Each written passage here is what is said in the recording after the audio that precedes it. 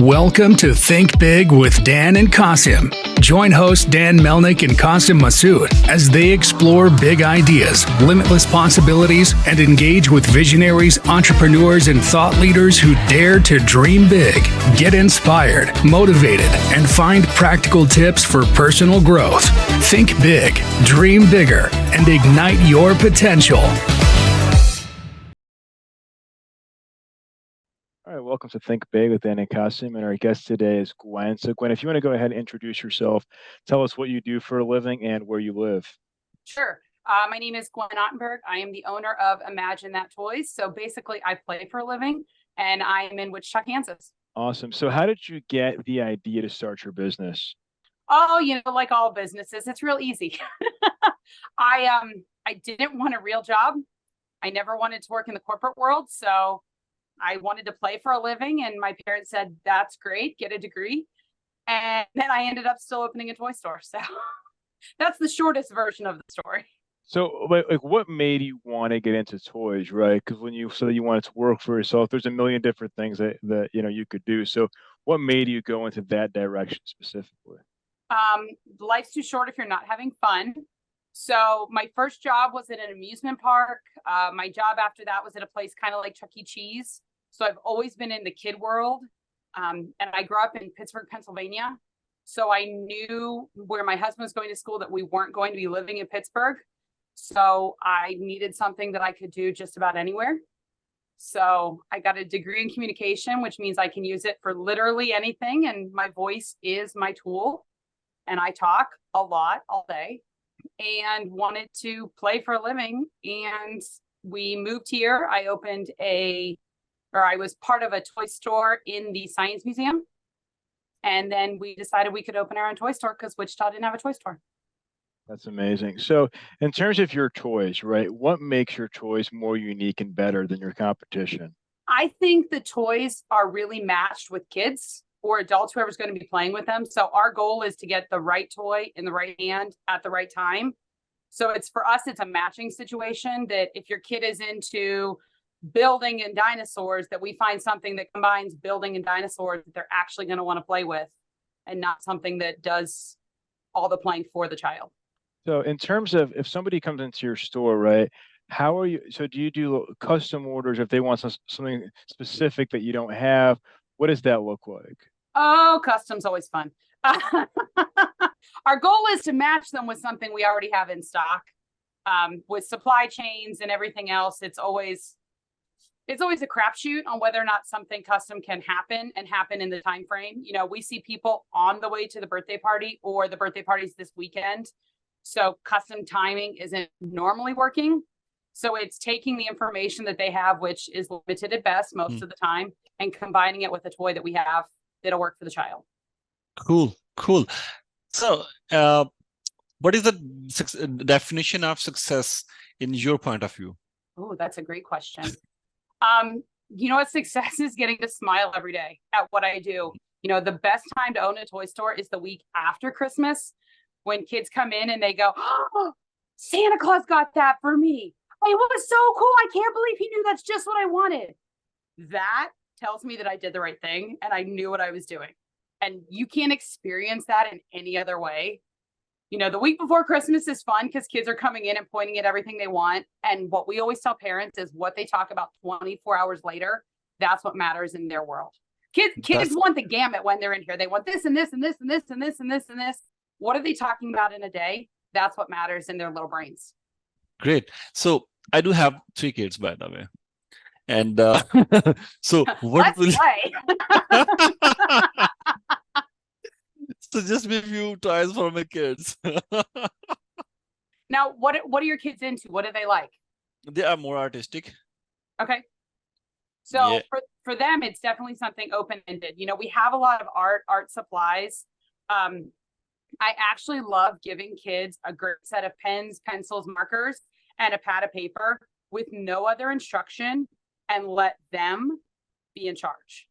It's incredible to see what kids come up with when you don't put a lot of stipulations on them.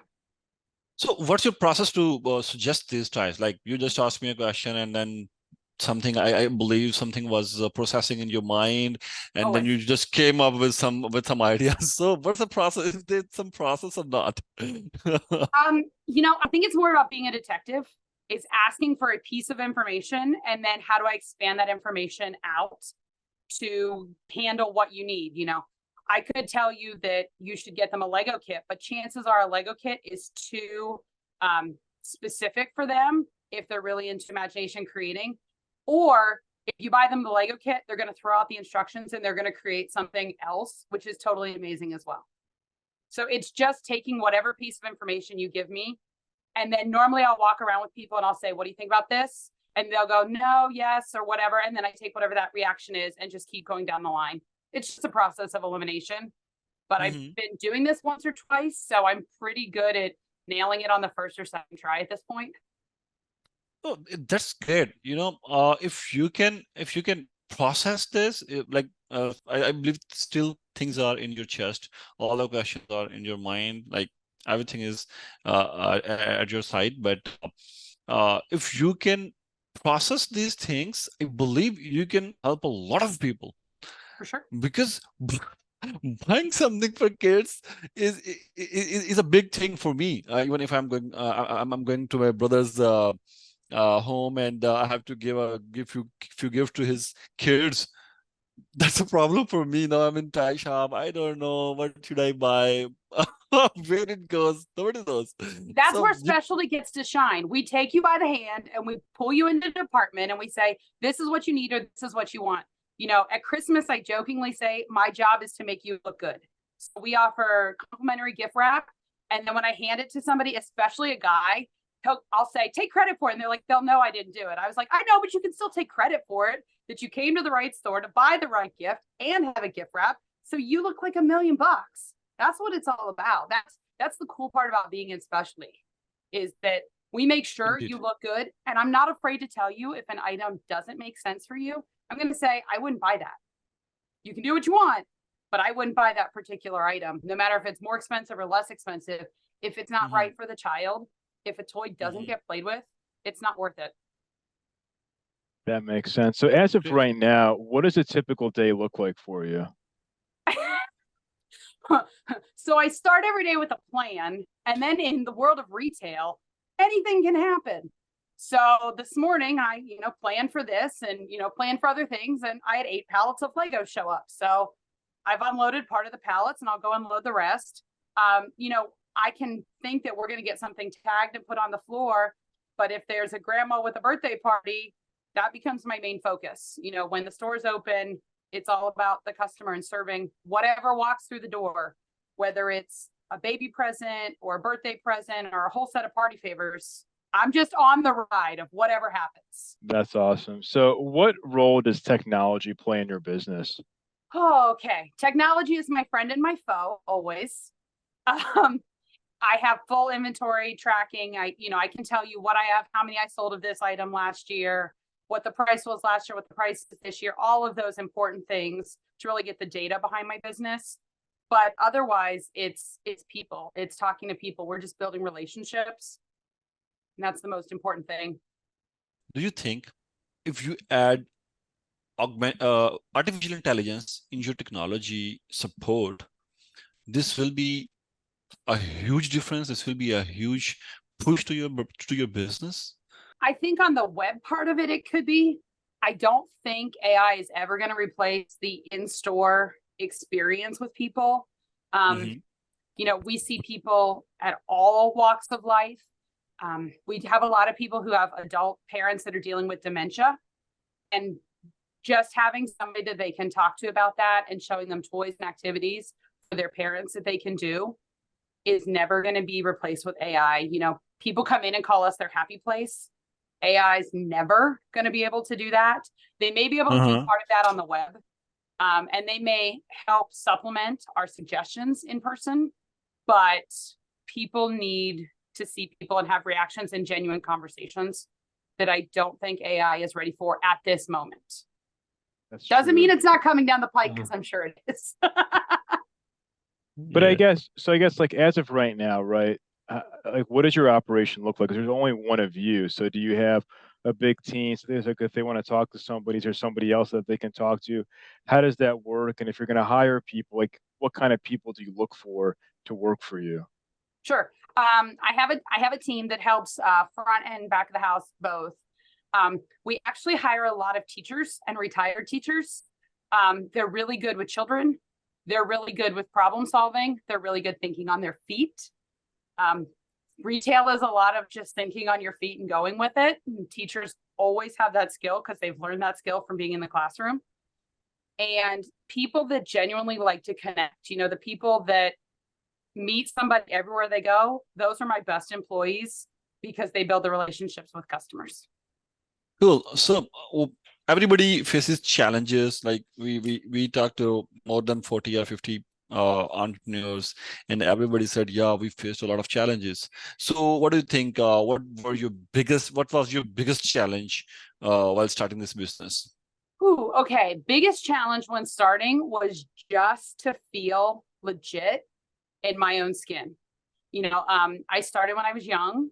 So people at like the trade shows didn't want to talk to me because they assumed I was either an employee or like another person was in charge and I wasn't the decision maker. So breaking down a lot of those barriers was difficult. And even when we opened, just the fear of putting yourself out there and your business out there. And here I am. And does anybody want to shop? Does anybody want to come in? All of that marketing. Did I make the right decision? Nice. That's a scary place. Well, that's good. So, as of now, are you good with the financial positions in your business? Like, do you think do you still have any financial problems with your business, and like sort of anything? Oh, cash flow is always fun. Oh. When you're in the toy business, our big holiday is, the last day of the year is our best holiday and our best season. Easter is the second best, and then Valentine's Day is the third best.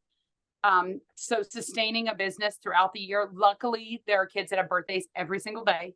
So we are a birthday business a lot, daily, pretty much. And then it's just making sure the cash flow makes sense that you can pay for the product, because I can't have products shipped in December, which is when I'm going to sell those holiday items, is November and December.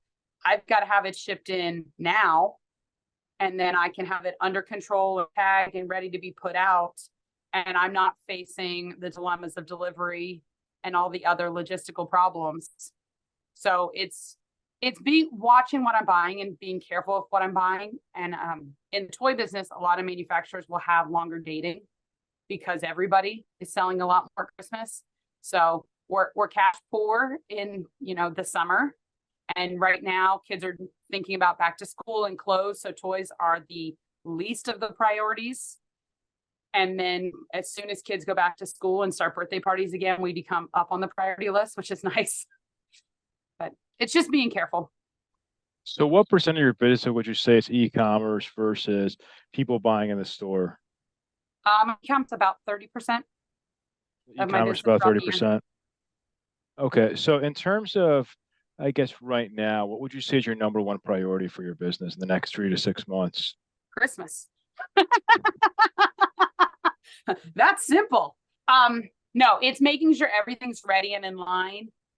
By the time the Christmas shopping starts to happen, we are in a routine. We know what's going on. It's not a time for change. It's not a time for a new anything, no new credit card processors. None of that stuff is happening in December. It is just roll in with what you know and getting through the season. It's the longest set of hours we'll ever work. It's the most rewarding, but it's definitely exhausting. So what does your process look like in terms of, moving inventory? So if you buy things for Christmas and then Christmas is over, do you discount it or do you hold it for next season? Like, what does that look like for you? The rule of thumb with inventory is it's never supposed to have a birthday, which means it can't be in your store a year. So the goal is to sell it all before Christmas. And then our markets start in January. So we'll be done with Christmas. We'll have 5 or 6 days off, and then we'll be heading to market to buy new product and get in line for whatever's new for next year. So trying to get it in and out. Strategically, we buy holiday merchandise light. And if we're sold out of it, great. I did my job. I don't want to hold on to any of it. But if we have some leftover, we will do some holiday sale afterwards. But kids have Christmas money the week after Christmas. So it's still hopping in the toy store because kids want to spend all their money now. It's just a different clientele. So I guess, what would you say, where do you see your business going forward? Like if we have this conversation in 1 year from today, where do you see your business going? More seamless, less bumps in the road. Nice. And I have two or three more things figured out that those aren't the bumps we're handling. You know, every year we get a little bit smarter. Every year we learn something. This is our 16th year and our 17th Christmas season. So every year if we're learning one or two things and one or two things are smoother, we're ahead of the game because the landscape keeps changing. It's not like the landscape gets to stay the same. Coming in my door, coming front door or back door, it's always changing. And I've just got to roll with whatever it is and not be afraid to move to the next step, whatever that looks like. Great. And what advice you will give to the ones who are going to buy some gifts for the kids? Is there anything specific? Go with your heart. You know, when people can't decide what to buy a child and they have two items and they're like, well, I think they'd like both. I literally say, close your eyes. And then I say red or blue or green or yellow, whatever the difference is in the two items. And whatever the first word that comes to their mind is, that's the answer. So you've got to trust your instincts. But going to the experts always helps because we can help narrow you in so you can't lose. Awesome. So if somebody wanted to find your website or social media, what is the best? I mean, can you share that here? You know, how somebody can find your company? Sure. So we are Imagine That Toys. It's imaginethattoys.net. I'm on LinkedIn as Gwen Ottenberg and Imagine That Toys. I'm kind of known for my socks.